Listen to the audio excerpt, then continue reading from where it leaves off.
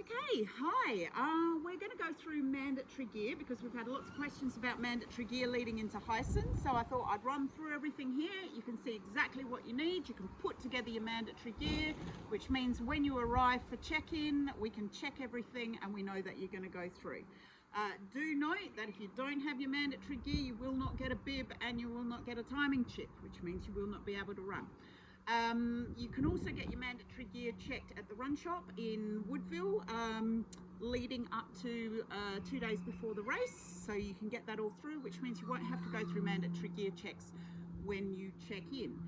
Just note there will be spot checks out on the course. We're not going to expect you to unpack your entire packs, but we will be doing checks just to make sure that you've got all your gear with you. Okay, so I'm going to run through everything that you're going to need, and then you know you've got it all. Right, first thing you need, mobile phone. On the mobile phone, you are going to need to have the phone number of race control. That is your first point of call, and you're also going to need to have the phone number of the event director. Those numbers are available on the website. We'll also have them available when you come and check in. We will check that you've got the numbers saved on your phone.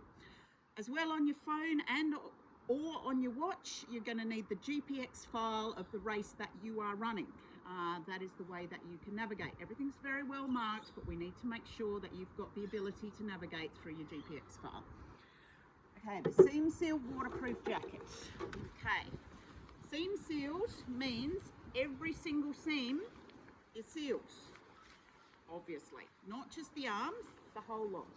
And it also has to be rated up to 10,000 millimeters. Now what that means is if you and this jacket are under 10,000 millimeters of water, the water will not get in through the jacket.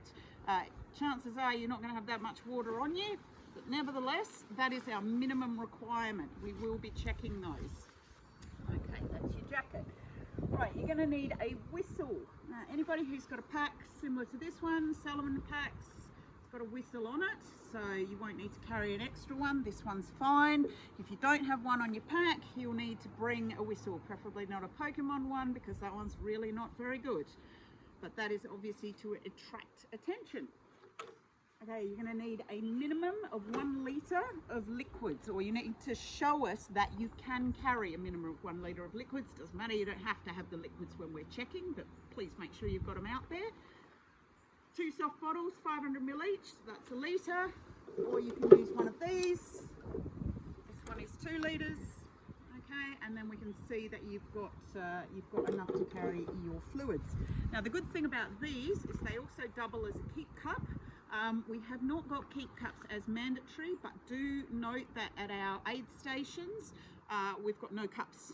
So if you want to drink something from the aid stations, you're going to have to provide your own cup or bottle, etc. So these ones are good as long as you're willing to put Coke or whatever it is in them. If you don't want to do that, then make sure you've got a little keep cup with you as well.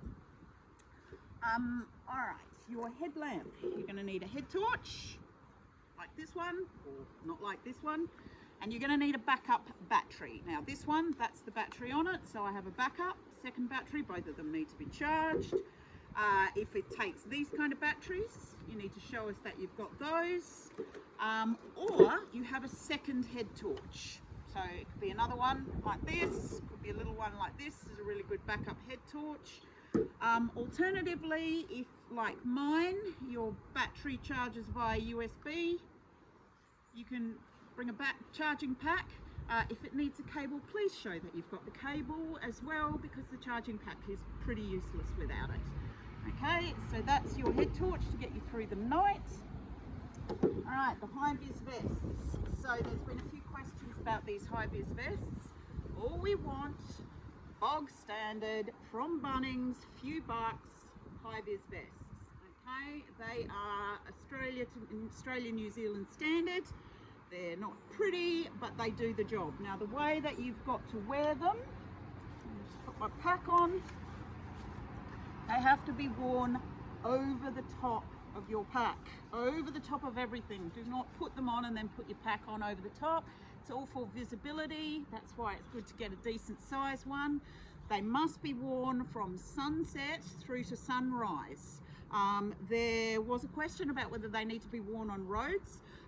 If a volunteer or a marshal instructs you to put on your high-vis vest during the day, put on your high-vis vest. It generally means that there's a road coming. As soon as you're through the road, you can take the high-vis vest off. Okay, there are other things on the market. There are high-vis jackets, there are high-vis packs.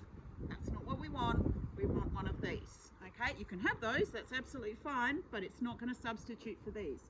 Similarly, these kind of things, these will not cut it. Okay, this will not pass muster. All right, so just go down to Bunnings, get yourselves a high-vis vest.